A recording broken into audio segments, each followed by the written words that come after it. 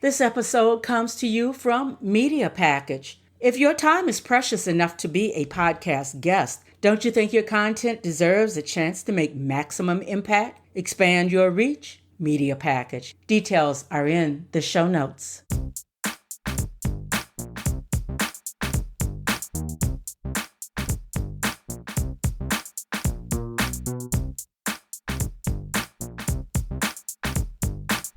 Welcome to Her Business, Her Voice, Her Conversation. This podcast was created for the boomer woman leaving corporate, and now you're looking to reinvent yourself, become an author, an entrepreneur, a podcaster. Well, each episode will leave you with clarity. You will come away with the yes, I can and yes, I will reinvent myself mindset. So come on, let's do this. I'm your host, Margot Levette.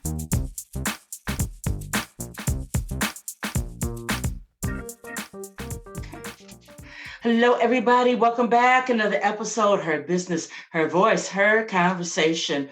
Well, today's guest is a best-selling author, her personal memoir, and a business series. That's her body of work. And let me tell you, it is quite extensive. Do you need guidance? I have a question for you. Do you need guidance structuring your business? And don't believe that you don't, because structure is everything.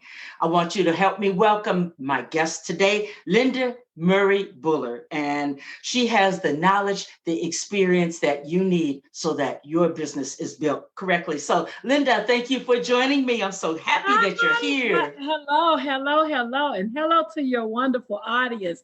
Thank you. I am blessed to be here. Yes. Well, there are so many people, and I want to get the elephant or the dragon or whatever they call it out of the room, first of all. There are so many people that will say, yeah. Everybody's talking about business and starting up businesses, and the economy's so bad, and the gig worker is just popping up everywhere. And everybody claims to be an expert on getting my business started.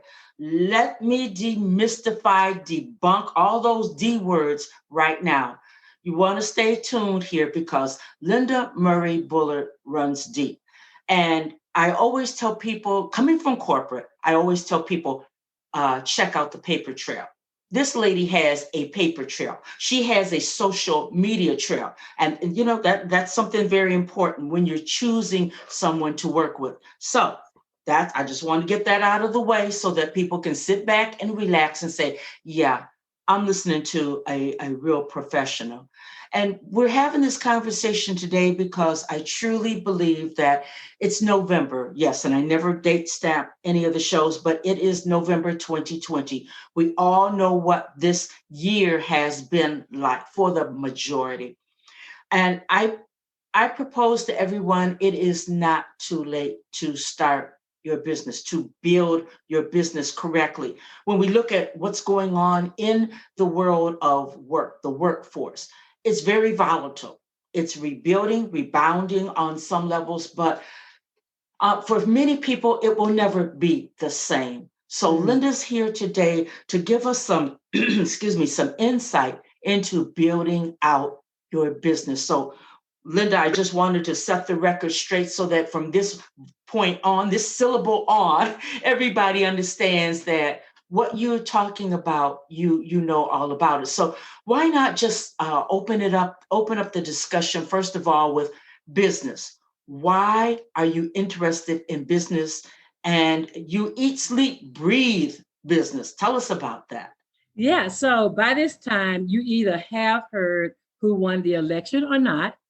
And in the case you have, then I hope the person that you voted for won.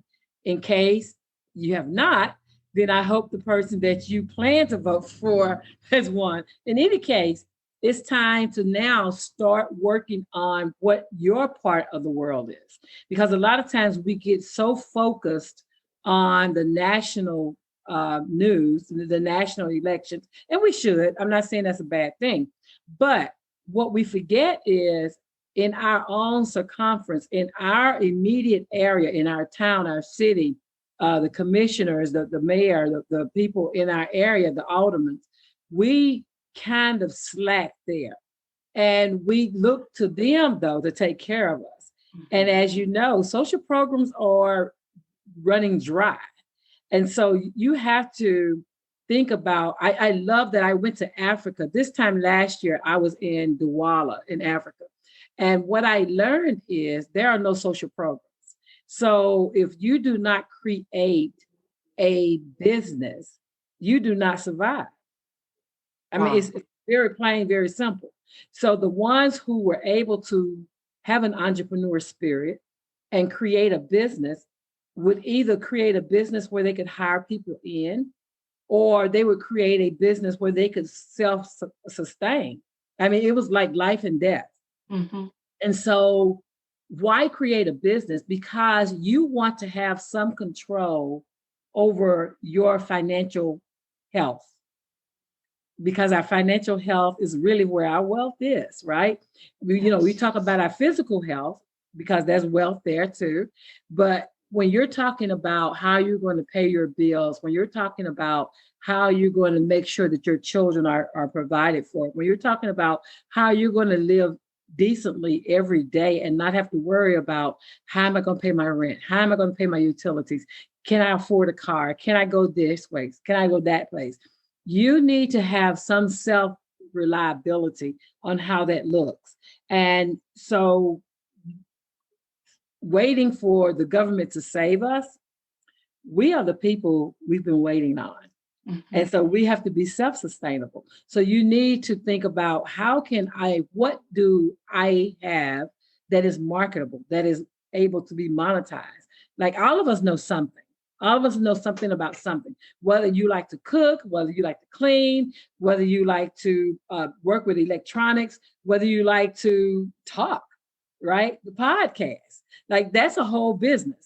And so understanding that regardless of what your favorite thing is, that thing can be monetized and provide a secondary, and for some of us who've gotten laid off, primary source of income for us.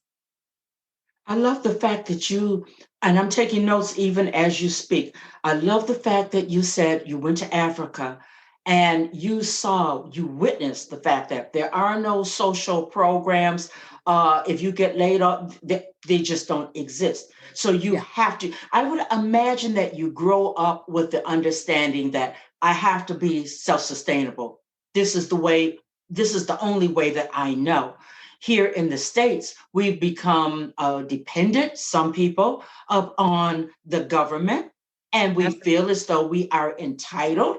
The government should sustain us to bail us out. I mean, major corporations are taking that on. Bail. Well, where's the money coming from? Absolutely. So, Linda, what I hear you say is that we all have something that we can do, monetize.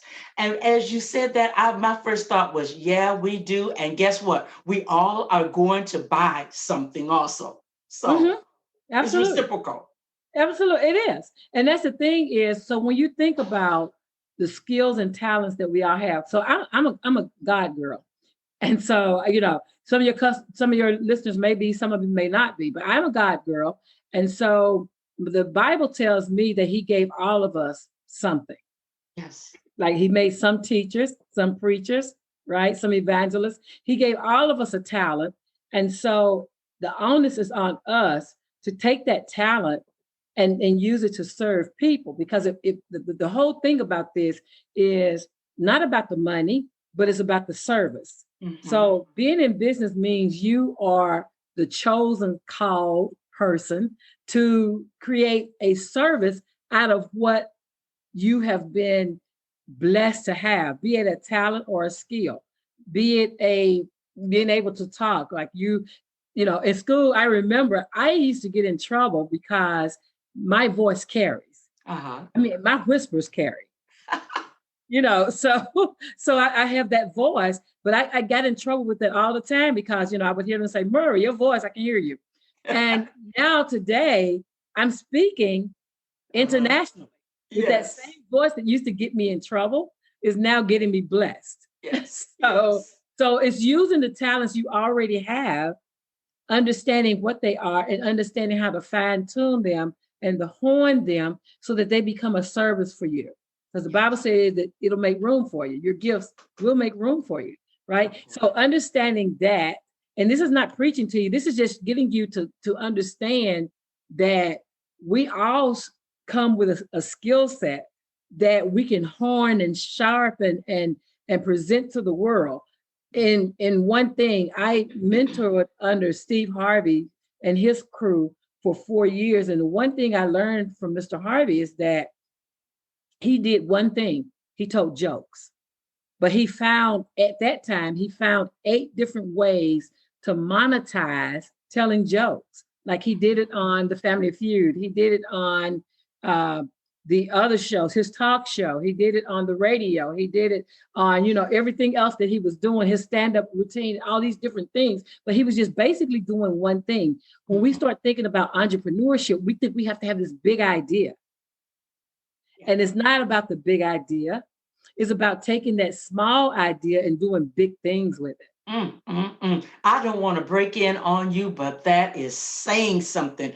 We don't have to run after every shiny thing. Oh, you talked of ownness. Own your talent.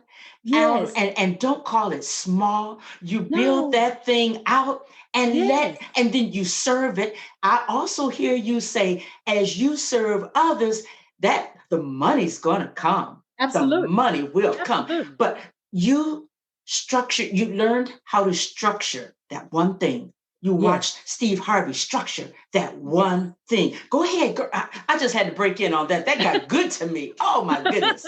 I hope they heard you. But what happens is you learn to follow the path of success, because success leaves clues. You hear it all the time. Success leaves clues. And so it's not like reinventing the wheel. It's not even like creating the brand new wheel. It's about picking up those clues of successful people who are out here, who are exactly where you want to be. Like he wrote that book, Act Like a Success. That got my attention because when I first lost my 26-year career, I wrote my autobiography and put it in the Library of Congress. I had nothing else to do with it. Like I didn't know what else to do, but I felt still in me that I had more I needed to pour out. And so I bought the Act Like a Success book. And in it, he was talking about how he created his brand and how he built out his business. And then he set up the very first Facebook page, the very first Facebook group I'd ever joined was his, the Act Like a Success group. And then he said, well, if you make it to Reston, Virginia, I'm going to show you how to build out your business. I went through one of the worst black ice and snowstorms the entire United States had on March the 5th, 2015. And I drove my brand new car. It should have been an 8-hour trip. It took me 14 hours to get there.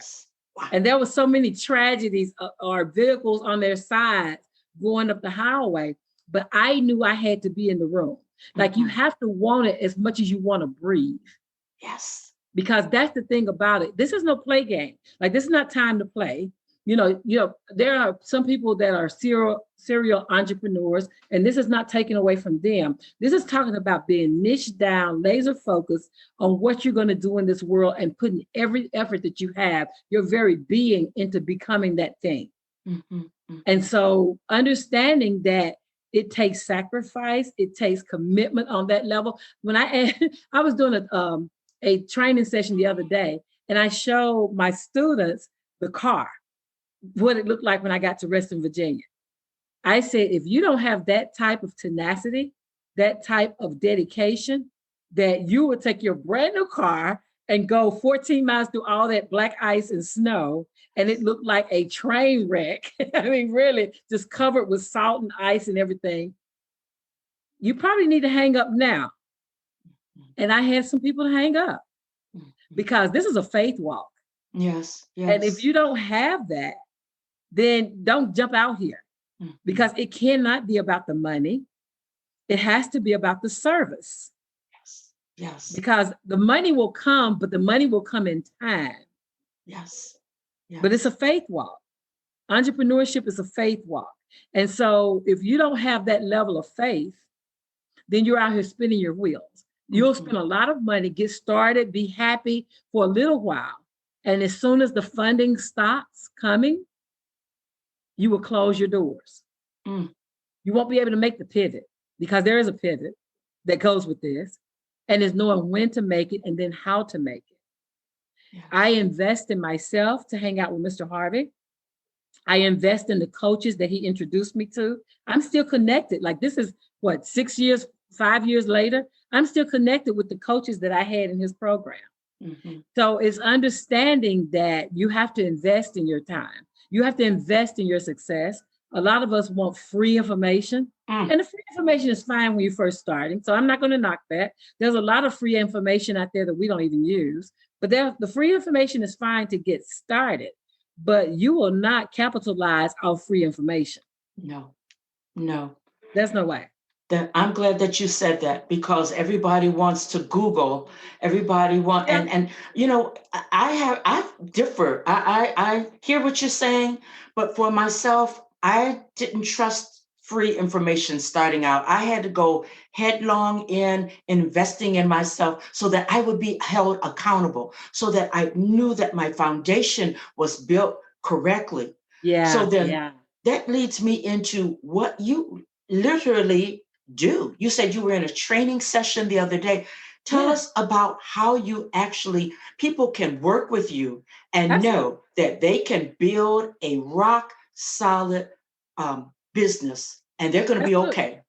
Absolutely. So the first thing I require all of my students and my customers to do, my clients, is I tell them to go to mustplugin.com. And mustplugin, mustplugin.com, there's a free download there where they can download a 15-step checklist. And it tells them very specifically things they can do to get started. That's free information. Okay. So that information will get you started, but it won't help you be successful. Because what happens is that first year that you jump out there, that's all about gathering the free information, implementing it, and understanding what you're really doing, getting very clear on what your offering is, getting very clear on how you're positioning yourself in the marketplace, getting very clear on the nuances of business. So that first whole year is all about growth and understanding and acquiring information to implement. Okay. The second year, you're kind of feeling, okay, I understand what I'm doing. I'm now, I have customers. I've been able to identify my niche market, and I know exactly who I'm marketing to. That second year, then you're starting to build a following. By building a following, you're not marketing to everyone. You're marketing to the 18 to 20% that the statistics says want to know what you're doing and want to pay you for what you're doing. Mm-hmm. Like I have business owners all the time who say, yeah, they want to haggle me for my price. Well, here's the thing. If you're haggling, you're probably talking to the wrong customer. You're not talking to your customer. And you have to understand that everyone is not your customer. Yeah. You have to, I use the whole analogy of Jordans. Like, there are some people that like the Jordans, but I won't be standing in line waiting on Jordans. So you're gonna have to come with a different shoe for me. And that's how the marketplace is. There's no one size fit all. You have to understand the demographics of your customers. That's great, but that's just the start. You also have to understand the psychographics of your customer. And that means, where do they get their information? How can they infuse your business, your product, your service into their daily lives? Like, where do you fit in? And then what do they do on their downtime? Like, how they're spending their downtime.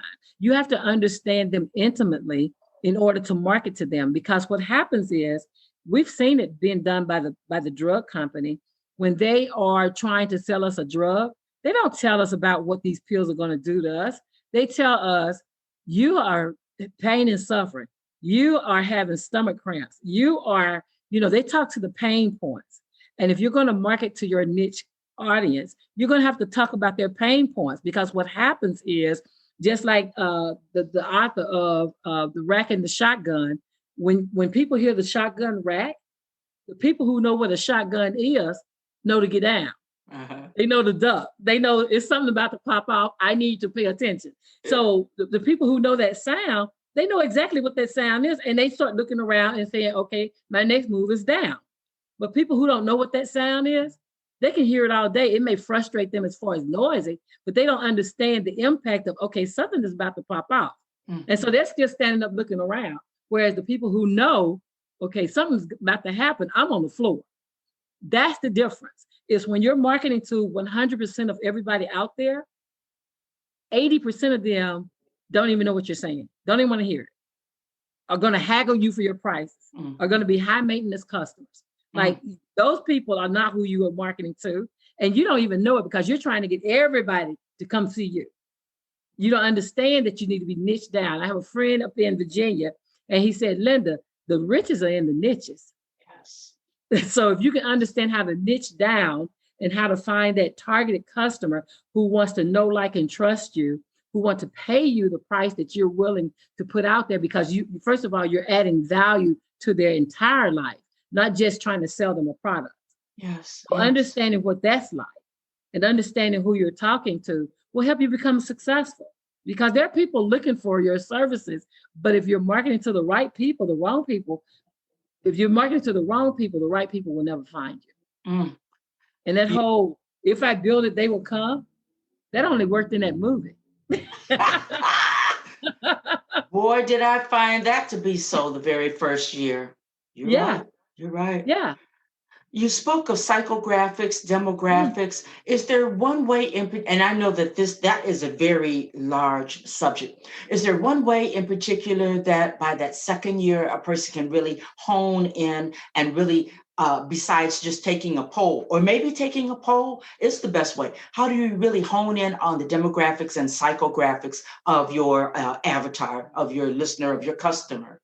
So there's a wonderful company called Zara. It's Zara.com. It is the #1 retailer in the world. It's based out of Spain. But Zara, if you go to the one in New York, it's going to look very different from the one in LA, which is going to look very different from the one in Atlanta. They have like 54 stores, 50 some odd stores around the world, but none of them are the same. The reason they're not the same is because they listen to the customer's voice. So when I'm teaching my course, my 12-week course to help business owners grow their businesses, I'm telling them every week you're to go out and talk to your prospective customers. Customer feedback is #1. Like most small businesses don't listen to customer feedback because they have a dream of their business locked in their head, and they're trying to bring that dream to fruition. But what happens is that's just the notice that you are to be an entrepreneur. That's not written in stone.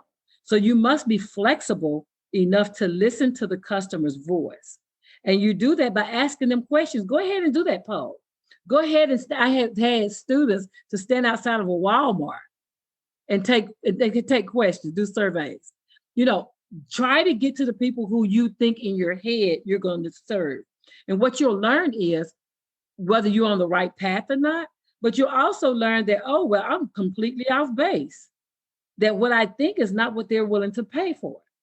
And so understanding, again, having that deep relationship with your customers so that you're able to understand those psychographics, right? So that you're able to understand that, okay, I had a customer who wanted to pull up a billboard, and he runs a school transportation service for young people. Like if you have your parents of multiple children, and they all have these different practices all over the world, and you have to be at this one and go at that one. So he will come and take your child to whatever rehearsal, whatever practice they need to go to, sign them in, and stay with them to make sure they're okay. Or if he doesn't stay with them, he'll drop them off, put them in a transfer with another adult, and make sure they're cool. And then he'll go on and do what he needs to do. You get to decide what level of service you want. But he was getting ready to put up a kiddie limousine service. He was getting ready to put up a billboard to announce that, right? And so here we have two populations of wealth, and then we have everybody else. And what people tend to do is put signs like that up in a neighborhood they're familiar with. Mm-hmm. And I had to ask him, where are the people who can afford you? Like, who is paying for a child limousine service? And we have two mountains here. We're surrounded by these two mass mountains. But on those mountains, you have old wealth and new wealth. And so what I had to bring him to his awareness is you want to put those signs where those people with the money can see that you offer this service. And he was like, I never thought of that. Wow. I was thinking, put it near the mall. But the mall is way on the other side of town, and people don't go to the mall every day, but they sure go home every day. They go back and forth to work every day. And so putting it where the people are the busiest just made sense, where they're the busiest and where they can afford to pay you. Yes, yes. And so just getting that level of understanding, like knowing your customer enough to know, okay, I've identified that they can't be at all these different rehearsals, practices, and whatever. And so I've created a solution for them, but how do I tell them that I have the solution ready for them? Yeah. And you do it by going and putting yourself exactly where they can see you. Gotcha. Yeah. See, what you've done is taught about 3 or 4 different classes already, just dropping a nugget here and dropping a nugget there. I mean, it sounds common sense, but it's not common sense. That's why you made mention of a 12-week program that people can go through, and only for those that are serious, no tire kickers. And you didn't tell me this, but I would venture to say nobody has time for the tire kickers. You either is or you either isn't, Yes. So yeah, exactly. I'm thinking, what I hear from you is that you stand ready to take a person from conception and idea all the way to, okay, I don't know about a business plan. I'm sure that once they finish working with you, they have the ability to formulate a business plan. And that something those done correctly can go to the bank for funding. And absolutely. COVID keep hanging around. We don't know what's going to be made available. So a business plan would look pretty doggone good in the hands of most folks these days. Absolutely. Will you tell people how to become a part? I don't know if the classes have already started, but I want you on people's radar. I want to deliver people into the hands of someone who is going to do them right and land them on their feet. So they can go to getthebusiness.org. That's get, GTTHEBUSINESS.org. And that's my website. So on there, you have contact Linda. If they contact me on my website, I will send them the link of how they can get in class. And through the month of November, like I am actually recording the classes. So if you've missed some, then you actually have the recordings, the replays that you can have at your leisure to get you caught up. But in addition to that, the entire month of November, I am adding bonuses for those people who join. So there's merchandise they can get. There's an assessment they can get. There's 30-minute call with me they can get. Like these are the things that I want so bad for our businesses to show up well. I want people to learn how to do business well. And so the whole month of November, I am dedicating to my new businesses or my existing businesses who are feeling stuck. Like, let's talk about your marketing plan and how marketing gets you known and sales gets you paid. Because a lot of times people think marketing should get you paid. And no, marketing is where people are introduced to you and your idea. And so that's why some people have 5,000 Facebook friends, right? But they have $0 in their bank account because the marketing is working, but the sales strategy is not there. And so we help them to build that out. You talked about the 12-week course. In that course, we do the whole gamut. This is an evidence-based course where we go through everything, even talk about exit strategy. What happens when it's the end of your business cycle and you're like, hey, I need to retire. Do you sell it? Do you give it away? Do it goes to your children? Like, what happens to it? Planning out the entire business life cycle from implementation, from the idea to implementation through the business life cycle. That's what the class is about. And so for 12 weeks, we say 90 days, you can start your business in 90 days. 12 weeks, I come in 1 day a week or 2 days at max, and we spend 3 hours together a week. Like, you have access to me, you have access to my network, And I actually have speakers who have 6, 7, 8-figure businesses who drop by the class to drop nuggets for them.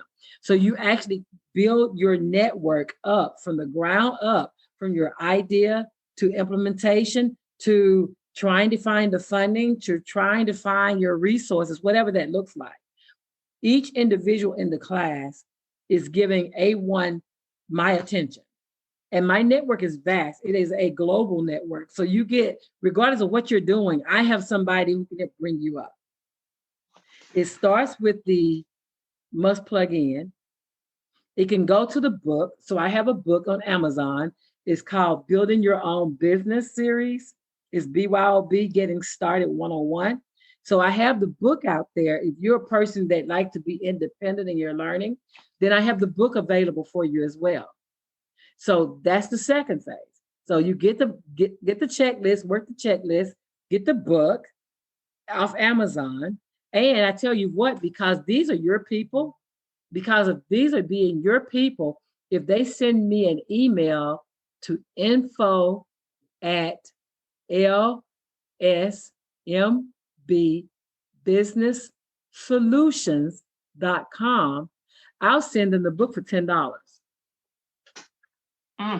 That I'm making note of that. I'll pay the postage and handling. So I'll send them the book for $10, autographed by me, to them to help them get their businesses started. Like, I am that committed to helping people do business well.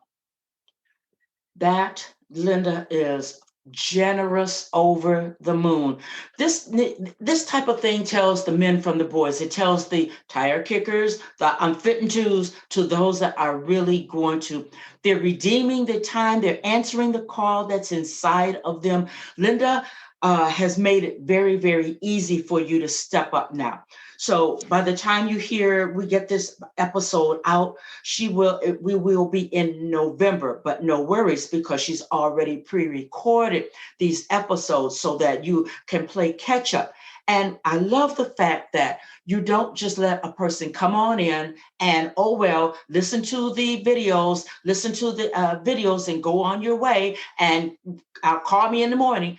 You are active in there with people. Absolutely. So you know how many people don't get that? They are not coming. And 2 or 3 times a week, they're not ministering and giving and pouring out to people. The same way you came and you had a plethora of stories that you could tell us all about business. When they get you one-on-one like that, I can't imagine how much energy and synergy and the stories and the yes, you can is going to come through just Absolutely. by being with you. Absolutely. My students say, after we've had a training session, they say, Miss Linda, I can't sleep.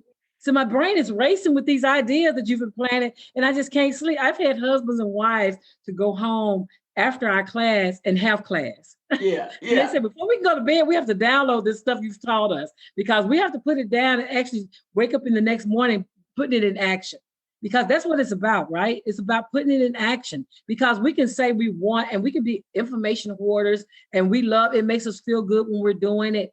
But at the end of the day, it's the implementation, right? It's the action that gets blessed. And so if you are in action, if you're actually implementing the things that you get in the book, that you get in the course, that you get on the checklist, like if you're committed to doing the work. I have a student who had been going everywhere, wrote her business plan, 50 pages, bless her heart.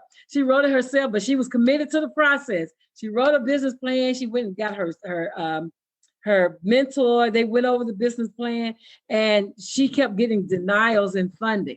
And what she said was, she called me and she said, Miss Linda, I know this works. I know it works. And they keep telling, she said, I was just applying to apply. She said, but this last one, Miss Linda, I knew I had that money. I knew I had spelled it out the way they wanted. I knew it. She said, and I've been paying attention in class, and I've been applying what you told me. And Miss Linda, I don't know what to do. And so I gave her some resources. I said, well, call this person and tell them about your idea. Call this person and tell them about your idea. Call this organization, because they have a program that's going to fit you. I want to tell you that in November this month, she is opening up her bridal studio If you ever watched the TLC program, Say Yes to the Dress, Yes. Yes. she is an African-American woman opening up a very similar studio here in Chattanooga. Oh my. Oh After getting my. so many no's, after almost giving up, she tells everybody, she said, Miss Linda, you're the plug. You plugged me in because, they call me the business plug. And she was like, Miss Linda, you're the plug because everything you told me worked. Like sometimes it's not what you know. Sometimes it's who you know and who you're connected to. And when you're first starting out, like you can be the best well-known secret. One of my coaches said, you have secret sales. You have sales and nobody knows about because they don't know you. So getting connected to the right person can be life-changing for your business. Start you and you'll never be the same again. Yeah. Linda, I just love your energy, your expertise. I could just sit and listen and glean from you all day. I'm looking at the clock. I don't even know where to cut it off. I think with the beautiful story of the woman that is, her dream is a reality because the business plug stepped in. Yeah. Does it get any better than that? Yeah. Wow. I mean, can you imagine and this is a lady who is an engineer. Like she's a electrical maintenance. She's a mechanical engineer who's went to school and studied and who was a serial entrepreneur. So she's had other things that she started too. She's also an artist and she has all these other attributes that she was doing, but she wanted to do this thing. She said, because I'm engaged and I realize how hard it is to find a decent wedding a wedding gown. She said, and then you go with one thing in mind, but there's nobody to coach you. She said, Miss Linda, I'm having champagne and fruit when they come and visit me. Yes. She said, I'm going to make them feel special. It's about the bride, and I want the bride to feel like I wanted to feel when I was looking for my wedding dress. That's where it all begins, that experience. And you have given us an experience today. Everybody, Linda Murray Bullard, we have experienced her expertise, her vision, her passion, her world. And I thank you so much for being here with us today. I thank you. You indeed are the business plug. You plugged us into your incredible book and into somebody's life being changed, because now they'll have the grit and the gumption to start their business only, I would say, if they connect with you. I'm going to just leave it right there. I love that. Thank you. Thank you so much. I am humbled. You are going to have to come back, dear lady. And you say you are I wrote down what you said. You are a God girl. I'm a God girl too. So this was supposed to happen today. So absolutely. You're definitely going to have to come back. That's all that I can say. Quarterly. I'm just going to put it out there. We're going to have Linda come on back through here quarterly. Plus, I want to work out something. And I'm just going to put this on out here also. Then I'm going to close out. Everybody knows I can start talking. When you are a podcaster, you really need to have a firm foundation.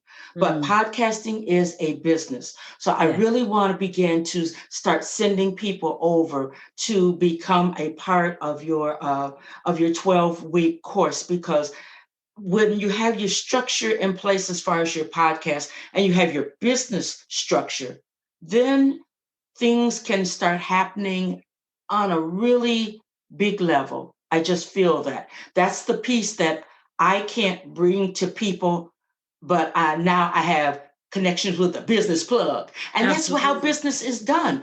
You stay in your lane and do what you do. You stay obedient, you stay faithful, you stay consistent, and the Lord will bring along the next piece. So that's the way I see this happening today. Absolutely. My friend Patrice Cunningham Washington says, give God something to bless. Oh my. Give it to him. Give him something to bless.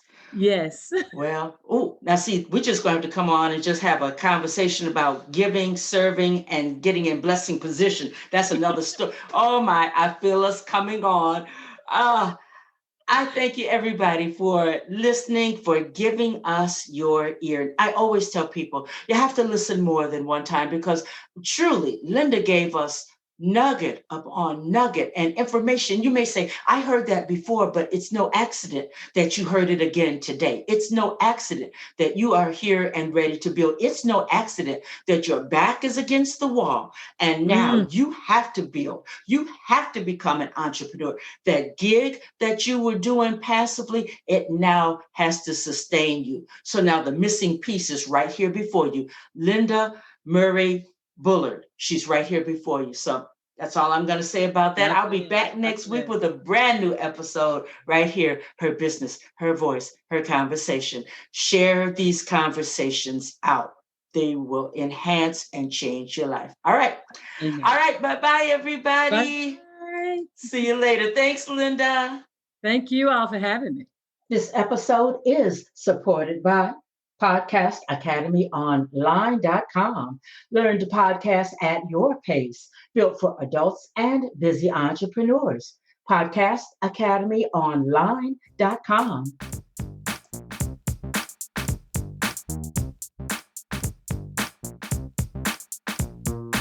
I want to thank you for listening to Her Business, Her Voice, Her Conversation.